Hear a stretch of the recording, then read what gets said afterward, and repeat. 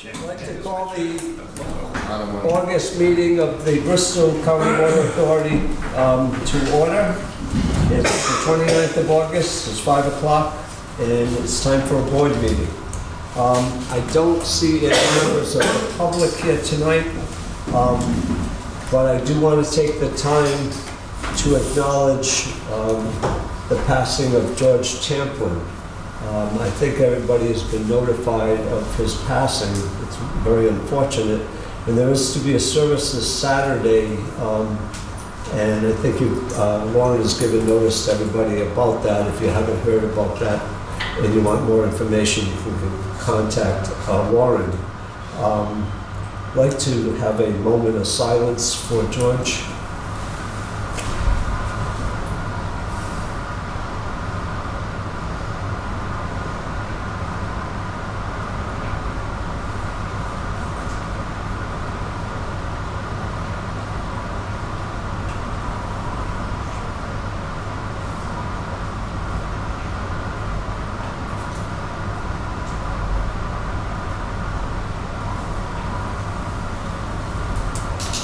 Thank you. George was appointed to the board, as I think most of you know, in June 2016. And he was currently serving in his third term as a director. He was a member of the Finance Committee, and he really served the board very well on the Finance Committee. When I used to sit over here, I was seated next to George, and we used to have a lot of really great conversations before, after, and even during the meetings about what was going on at the board meeting, and he had a lot of good ideas and thoughts and suggestions, and he's certainly going to be missed by the Bristol County Water Authority. Thank you.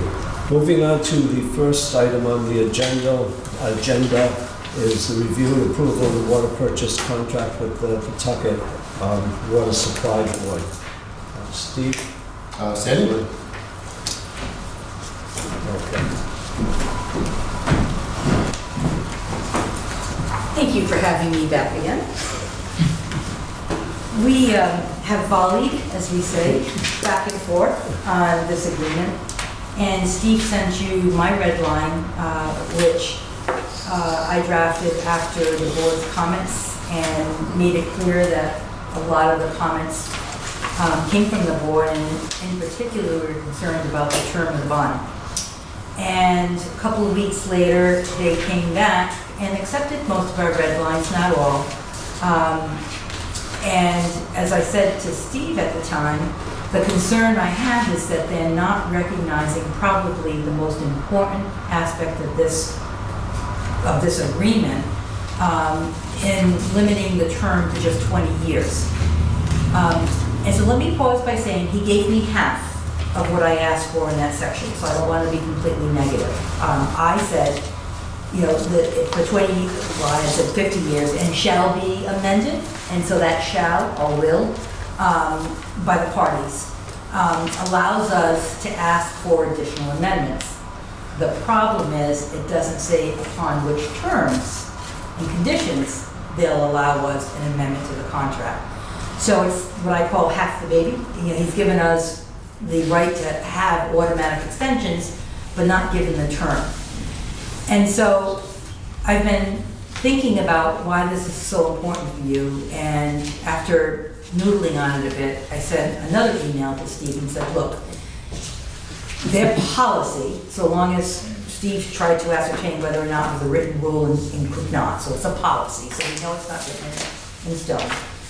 Their policy is 20 years, and they don't want to change it for us. Maybe it's precedent setting, whatever. But the most important aspect of this is that when you go to finance this improvement, and you're going to do it through the issuance of bonds, those bonds, for utilities bonds, typically have a 30-year maturity date. Okay, so just pause there for a minute. And the reason for that is that you want to have as low an impact as possible on the rate going forward. You can always prepay them after a 10-year lockout. So, you know, you get a nice low interest rate for 30 years, but there's a catch. You're not a municipality. You are a water utility. for at the end of the day. And so in these kinds of structures, it's what we call revenue bonds. Now, revenue comes from only one place, where you sell water, right? So if you sell water under a water supply contract, you get money in, and that money is immediately pledged to the bondholder to repay the bonds.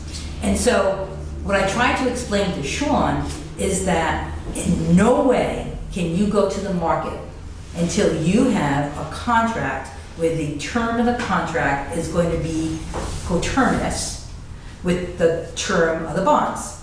So I suggested some language to Steve which says, look, in the it's 20 years, but if we're financing this through a loan, a bond, or a note, and it's over a term in excess of 20 years, you shall automatically extend the term to be coterminous with the financing. And, in no event of default. I mean, I couldn't be more gracious in drafting to make it fair, down the line, address our issue. And then I didn't hear the one-on-one from Steve, but I guess they found it to be a nuisance comment. So, am I defining it right? Did you say nuisance comment? I said nuisance comment. I wouldn't really put it that way. I mean, but I don't think it was something that he ran by his attorney Okay. either. So, But yeah. So then, not hearing this and knowing this board meeting was coming up, I did two things. The first thing that I did was go directly to Sean Coffey, who's representing them, and said, Sean, listen, I want to make the point again. I sent him a very nice email explaining the bond structure, explaining that we don't have full faith like a municipality does, that we have to pledge the revenues. The revenues have to be coterminous with the supply agreement. And so that's the only thing we're asking for. Keep your 20-year policy, but when we go to issue bonds, we need the term of the bonds to equal the term of the contract going forward. I didn't hear anything from him. And then I said, now I have all your documents from the first bond issue we did. So I went back to your water supply contract, and I mean, it's not like so these issues come from experience and in negotiations. And in 1986, guess what? I was part of the team that negotiated this very clause. And this very clause says that the term is 30 years. Why? It's a 30-year bond. But then it goes after and says, or in the maturity stays 1 year after the maturity of the last of the bonds, notes, or other instruments issued by the authority to finance it, So it's a standard comment, it's a standard clause, and probably a handful of attorneys that are bond attorneys know this. I don't want to be handicapped. I don't want you to be handicapped when you go to raise money through the issuance of bonds and have an agreement that has to be renegotiated. So I then sent this to Sean and said, I'm not making this up. This is what we have now with another water supply contract, and I'd ask you to reconsider it. So that's where we are. The rest of the comments, I know one of your directors and I just went over some other comments that I can go back on, unreasonably delayed or denied. But at the end of the day, what I really care about is this. I want all my energies are on this one term. I think that's a great point that you pulled that out. That's our Providence water supply contract. That's what it is, right there. I sent it to you too. Yes, well, yeah. I just couldn't get the copy machine to get. They're in these big bound books. You have the book. So.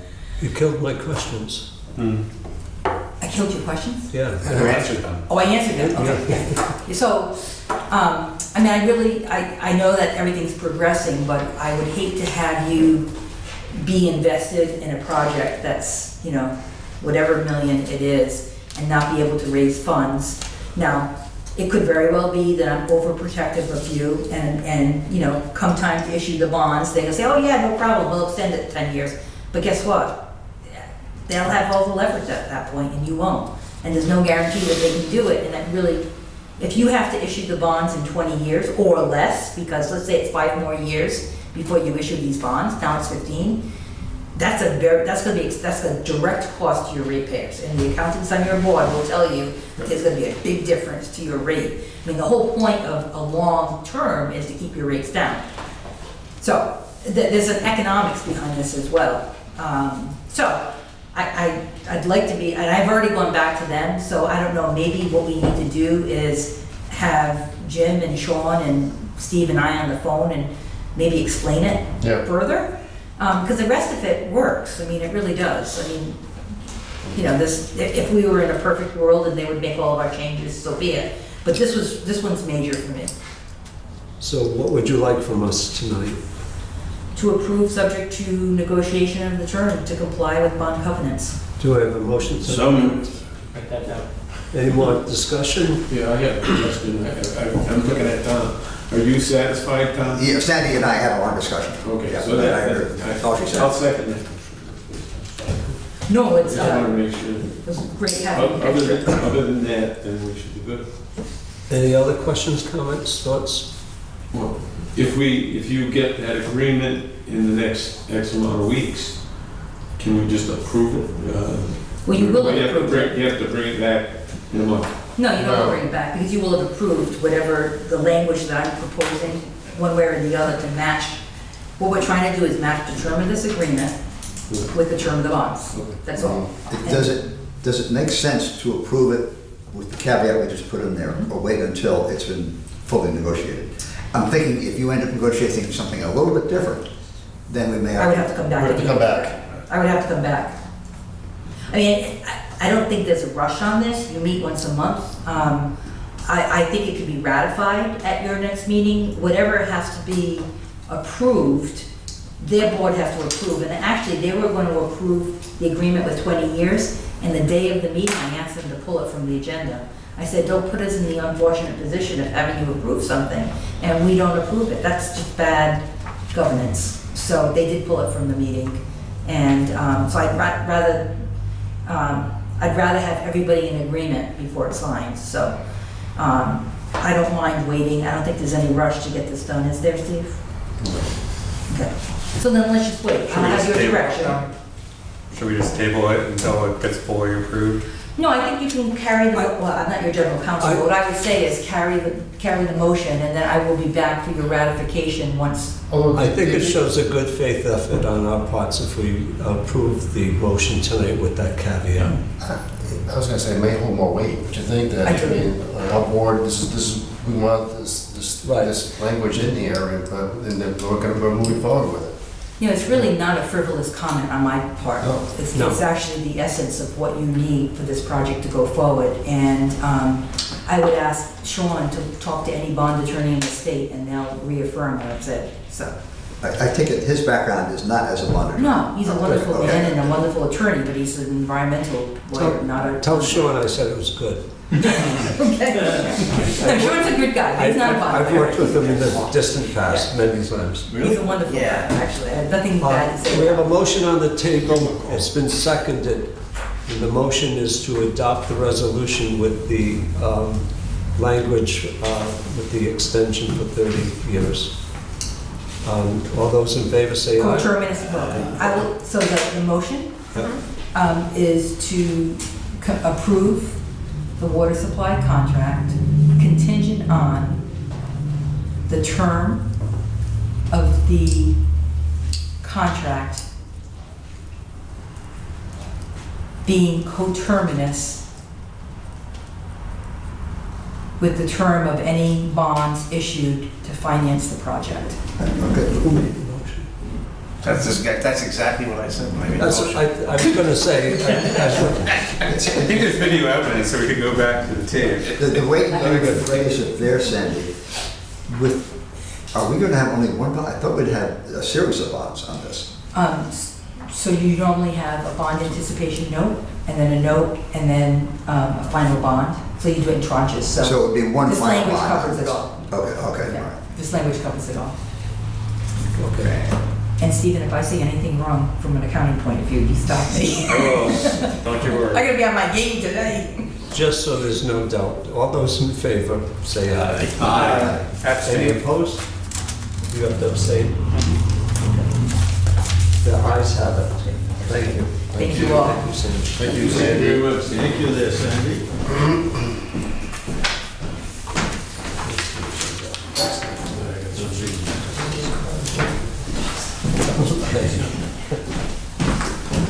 Mr. Janito, you want to report on the Personnel Committee?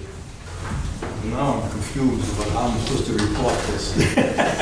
The Personnel Committee met earlier regarding a request from a former employee.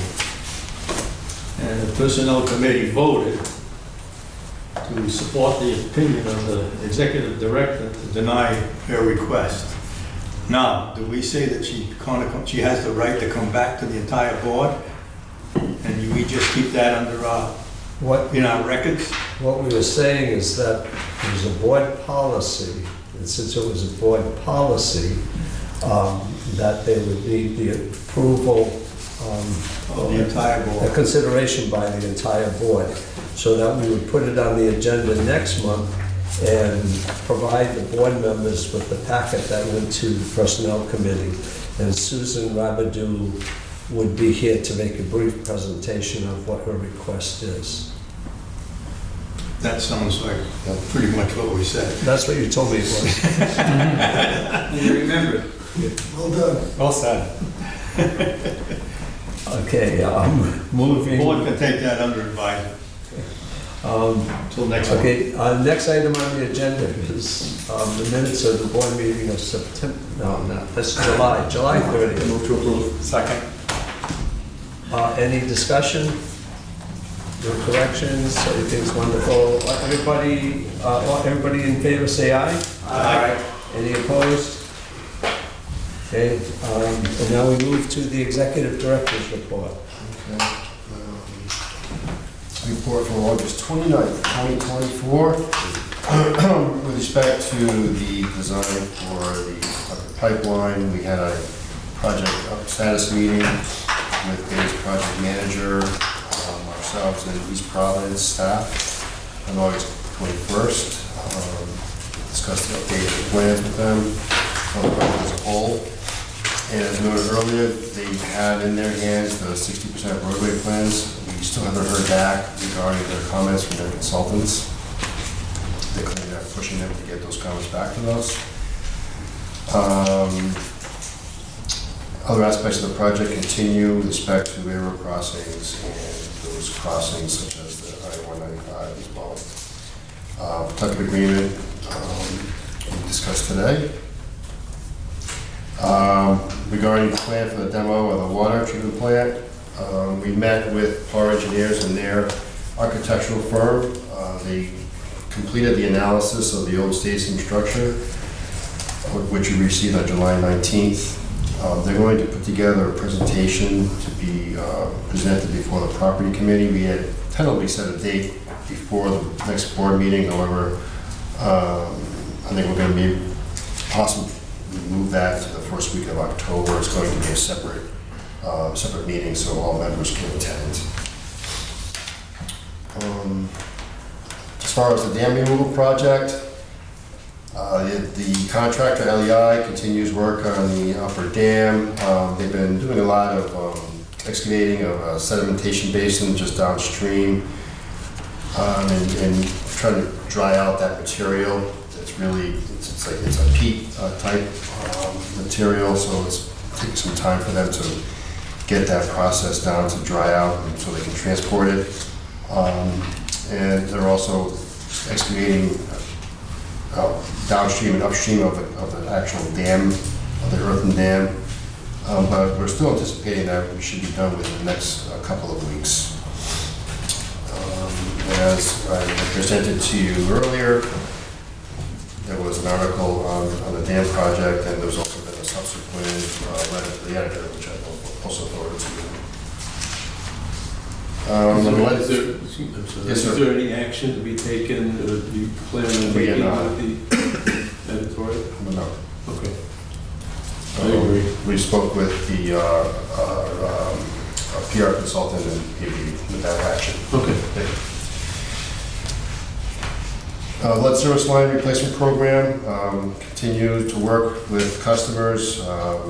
We've had 3 private side renewals. There are a couple more now still in the pipeline, and we're also pushing our contractor to get all the public sides done. Hopefully soon. There was a report that we need to provide to the state of Rhode Island by October 14th, which provides an inventory of all our service lines and the materials that they're made of, on the public side and private side, every single customer. And for those that we don't know quite yet, we're going to be sending out postcards. We're close to finalizing that to those customers that we don't have information on their side of the service. And we'll be asking them to look in their basement. It has a whole set of instructions, and we also have a survey they can take online. There's going to be like a QR code on the postcard. So it's kind of one method we're going to try and take to try and get that information. Question. Yes, sir. Can you provide a, like a monthly running thing, or just a starting point? It did come up when we went to council, how many?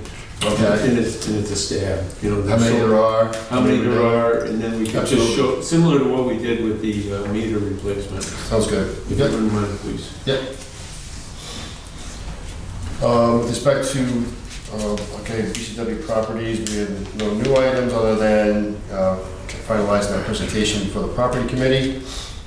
Public information, the annual report was delivered by our hard copy and email to a long list of recipients that I provided.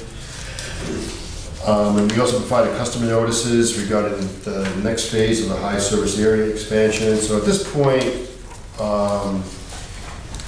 we're at a point where all of the neighborhoods have been connected to the new pump station and high service area, with the exception of the Naomi Street Drive area, and that's related to the pipe break that we experienced on Gooding Avenue. And as you can see under the sole source procurement, we're working with the company Cortec to determine the extent of the corrosion on that pipe, before we put that back on high service, whether it's just isolated to that one section where it broke, or is it a much bigger project? Potentially, we don't know yet, so that work is ongoing. Water purchases, the charts are provided.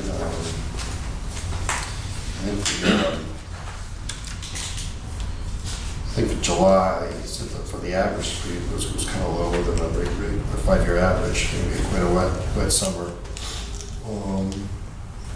And then in accordance with BCW purchasing policy, just alerting the board of that sole source. With Cortec, they're the one firm in the area that provides this type of service. They provide our corrosion protection for some of our other pipelines, and they're a very good company to work with. And we're doing a lot of work in concert with them on this project. And we're doing all the excavation work, but they provide the analysis with their equipment, and hopefully we can find a good solution to that pipeline. And I also have the capital improvement project summary. As you can see, the 2022 and 2023 projects, water main renewal projects, are much completed. And the other projects seem to be in good shape. We're kind of close. We're down to punch list items on the Hope Street Pump Station project. That concludes my report. Anybody has any questions? Michael, you want to? Not too much else to add. Like Steve alluded to, we're down the activity on the Whole Street Pump Station project has been coming down to punch list. Things are bringing systems back online. We have one newly constructed system that is remaining, and that will effectively wrap up that project. And then, as Steve alluded to, provided a map of all the areas that we have added, and the metrics that go along with that area. And then once we can identify the cause of failure in Gooding, then we can address that and bring those folks online. The other photo I added, I thought this was a unique photo because it shows the impacts of the impoundment at the upper kicking there. So within those coffer dams, it's a little murky because they're actively working on digging and shaping those channels upstream and downstream of the breach, with the last component being the actual breach. But this shows a low tide photo of what the tidal impacts are of the Kickamira. So all that impounded water will go away and it'll go back to that stream shape behind the dam. So this is kind of like an active tidal in-process photo. So I thought it was kind of neat where you see the impacts of construction and the impacts of tidal and the impacts of what the impoundment is actually retaining. Is this a drone photo? I'm sorry? Is it a drone photo? Yes. Yeah, so we have a drone. We use it to inspect our tanks, so we don't have to climb them to inspect the screens. And we also use them in situations like this to monitor our projects. Yeah, I think this would be good to really document the conditions starting further downstream, going upstream as well. There'd be a lot of interest in seeing those, put those on the website or on Facebook and such. Yeah, we do have a lot of photos from the duration of the project as the project advanced and the tidal condition advanced, and as we try to take some vegetative photos as well to see how that has started to transition with the tidal flows now coming all the way out. They're seeing tidal impacts now beyond this, with the bypass, the Save the Bay folks said they saw jellyfish, I think it's the little ones. Yeah. So they made their way all the way up.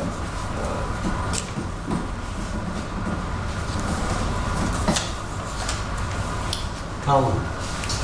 Sure. I just gave an update on the Ducon's cleaning and lining and lead service replacement project. It's steadily progressing. And I just gave like updates on each town of what the current status is. So by the time of me writing the report, which was August 21st, Ducon had completed all work, cleaning and lining and service replacements in Barrington. With the completion of 2 and 4 Hope Lane. That was a galvanized service replacement for those 2 properties. And you can see the picture below was after all the rehabilitation with the crushed stone driveway, all of that. So the only thing left would be the permanent pavement after settlement occurs in Barrington. And once Barrington was completed, they moved on over to Bristol, where they were setting up the bypass system. They discovered a leaking hydrant that was feeding the bypass, so we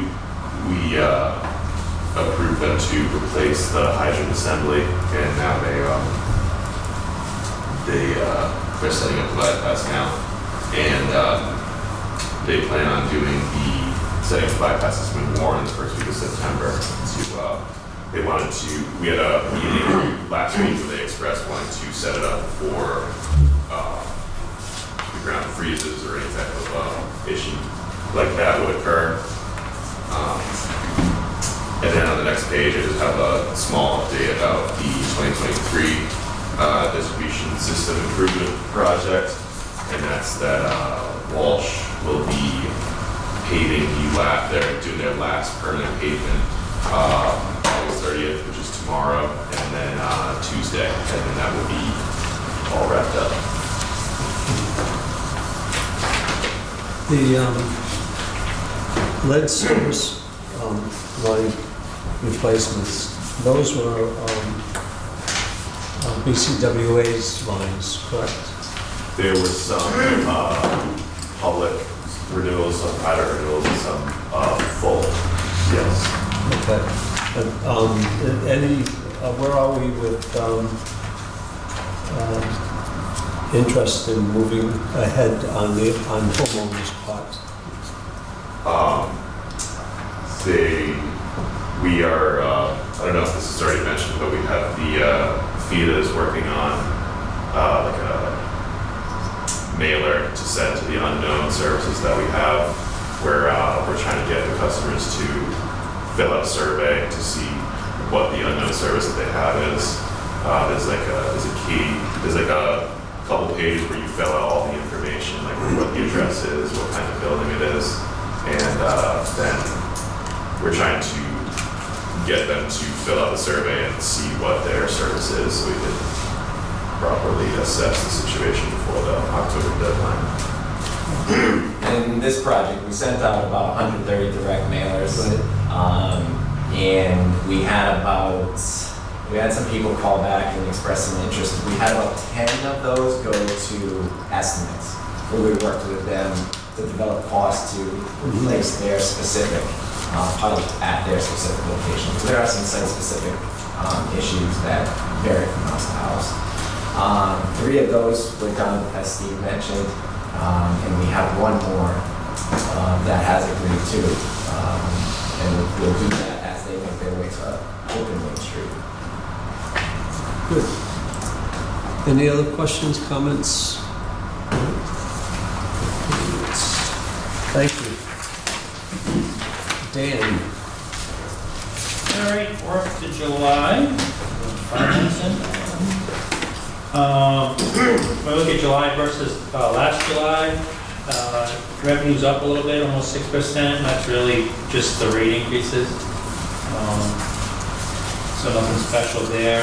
The 3 big items, expenses are over a little higher, almost 12% than the prior year. The big items in there were the administrative expenses, which again, that's still largely the difference in the monthly amount that I contribute to the pension. It's a little higher this year versus last year. In fact, I think last July, there was no payment made because we had paid enough that I could cut it down. So that's why it was almost 3 times as much. The professional fees are just timing. There's a few more legal bills. Due to our friends, I believe, at North Farm this July versus last July, there was a little more quiet. And the depreciation and amortization is the same thing it's been the past few months. It's been just a difference as a standard journal entry.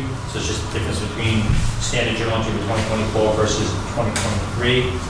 When we go to the next page with the through July, everything looks pretty good. Their expenses are almost spot on. Revenue's up almost 3%. Again, that's really just the billing, the rate increase, and consumption's down a little bit. We'll get into that when we get to page 7 or whatever it is. But you see, consumption is pretty much down. So it's just really the rate increase and some timing with how we do the bills. Administrative expenses is under budget. That is largely due to pension contribution. The water is down, again, consumption is down, so the water is down about $40,000 versus last through July. And again, the depreciation is higher due to the standard monthly journal entry. When we go to the July versus budget, we look really good on revenue. We're over budget on revenue, almost 12%. And expenses were under budget, almost 12%, 11.67. The revenue was over budget, just the consumption, actual consumption is higher than how we budgeted it. Expenses are under budget, again, largely due to how it was budgeted. We've had fewer professional fees, consultants and legal this year than we originally budgeted, and the administrative expenses due largely to how when we actually pay the OPEB. So again, I mentioned this before, I'm going to change that the way I budget it next year. We pay the OPEB in February. When I divide the budget out, I divide it by 12. So I think next year I'm either going to tweak it and have it all go in February, or maybe we'll start contributing more. I'll figure out how we want to do that the next year, which we'll be working on the budget pretty soon. So through July, we're in good shape, revenue-wise and expense-wise for budget. We go to page 7, you can see the dollar bills are pretty flat versus last year, and the consumption is actually down. So the fact that revenue is flat is really the rate increases that we've done the last couple of years is helping keep it at least at even we should have August's numbers pretty soon, Monday or Tuesday. But we're not necessarily anticipating August to be any better than it's been the last couple months. Probably gonna be flat for the rest of the year. When we get to page 10, you can see for July, the debt service coverage ratio is 7.58, so we're in good shape there. And then if you look at the last page, 11, this is actually the first month of the new pension year. This is July, so it's pretty simple. You can see that we increased for the month of about $96,000, which is really the unrealized gain for the period. Again, this is 1 month, so I did send in the pension information to the actuaries a couple weeks ago, so they're working on the actuary report, and then we did a presentation, I think it's October, to the board, and our pension members or the pension will get their reports a little bit earlier this year, because I got that report on time.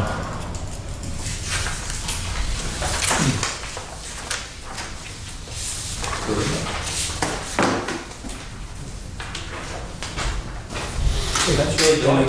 Any questions? Thank you, Dan. Next item on the agenda is board member town council reports. Yes, Bob and I probably have something to say here. As you might recall, Bob, Richard, and myself went to the town of Bristol's council meeting. We were invited to come and update them on what was going on.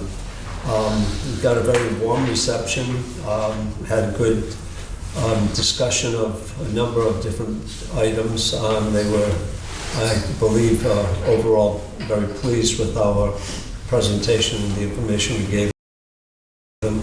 Bob went over, my notes are right, the dam removal project and the Hope Street pump station and the increase in pressure, which got everybody's attention very much so. As a matter of fact, tonight before I came here, the administrator mentioned to me that it was well received, as well as the couple of the councilmen and some department heads said that we did a good job presenting and very concise, and they had nothing but good to say about it. So.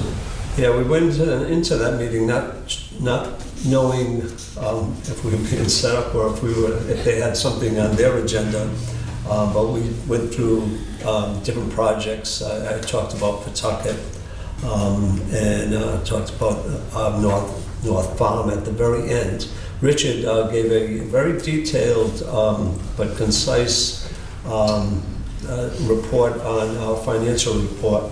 I had a copy of our annual report with me that night. I think I had 8 copies with me.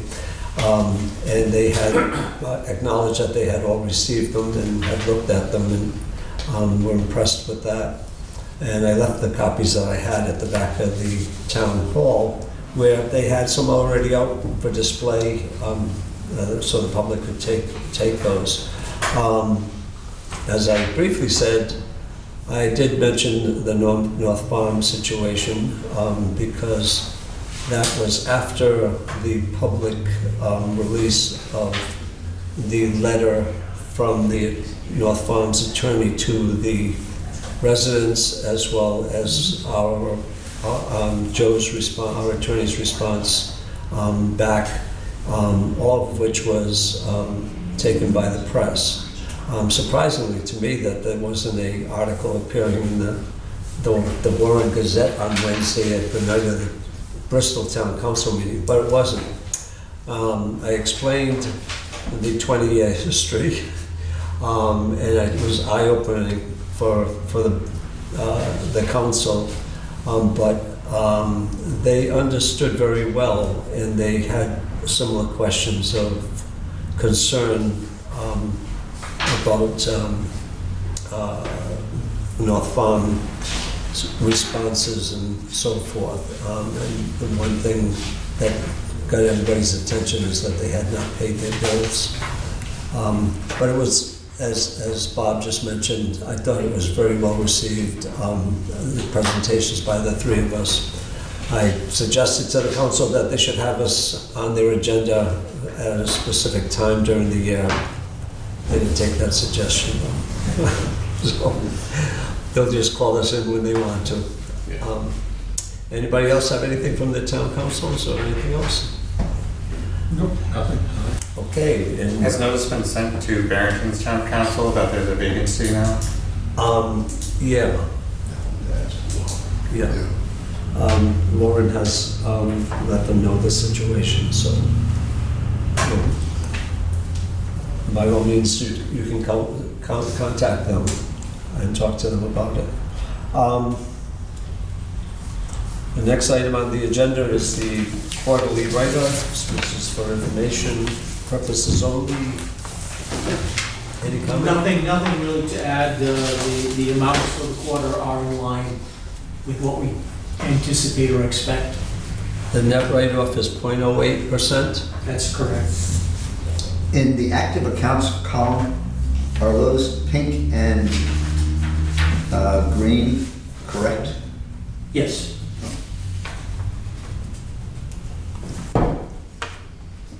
When I was reading them initially, I think I was applying my brain the wrong way. It's 10 is pink in the top column, and then residential, that's where I got confused. Yeah. You're trying to keep us on our toes by changing the color scheme each little chart. I try not to change too much on the report. I try to leave it as consistent as possible. You get the award for the night. Eagle eyes. Okay, moving on, executive session. Can I have a motion? So moved. Do we? It's up to you. There's not a lot substantive, but if you have any questions, you can tell me, I can answer them. So are we going into executive session? Let's go into executive session and determine. Your call. Can I have a motion to go into executive session? So moved, Mr. Chairman. Second. All those in favor say aye. Aye. Okay, we're moving into executive session.